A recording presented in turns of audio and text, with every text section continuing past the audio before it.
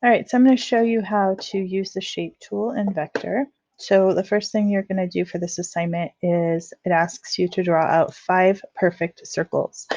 So I'm going to hold the Shift key and drag out a circle, and I'm going to copy it. So I'm going to do Control C, Control V as in Vector, and I'm just going to kind of line them up.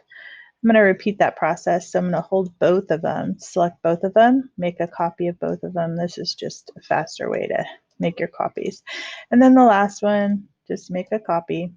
All right, so the next thing it asks you to do is to make them smallest to largest. So I need to resize this one. So I'm going to hold the Shift key and drag in from the corner, make this one a little bit bigger, and repeat that process until I get to the end of my circles. Okay, the next thing it asks you to do is use the alignment tool to align them. So I'm going to go ahead and select them all. And I am going to right click and go to Align Center. Oops, not Align Center, sorry, Align Middle. That'll align them by the middle section. This one you cannot align like you can in Gravit. You can't like align them perfectly. So what you have to do is just kind of eyeball it, okay? And that's okay if you're using Vector.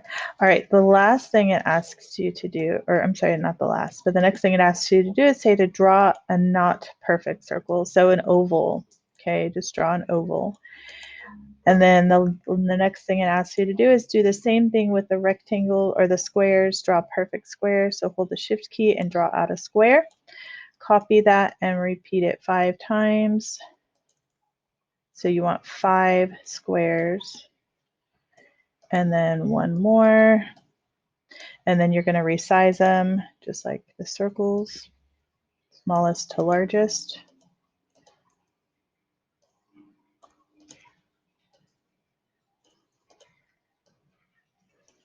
And then align them middle. And again, you're going to have to distribute the centers as best you can. And I'm going to go ahead and move these over. And then it says to draw a rectangle. Oops. All right, and then what we're going to do is we are going to export this and turn it into Classroom. So you're going to go to the export button, change it to a PNG file, and hit that download button. And then you're going to either find it in your files folder or in your Google Drive. Make sure to rename this file before you turn it into Classroom. You're going to rename it Assignment 1 Shapes.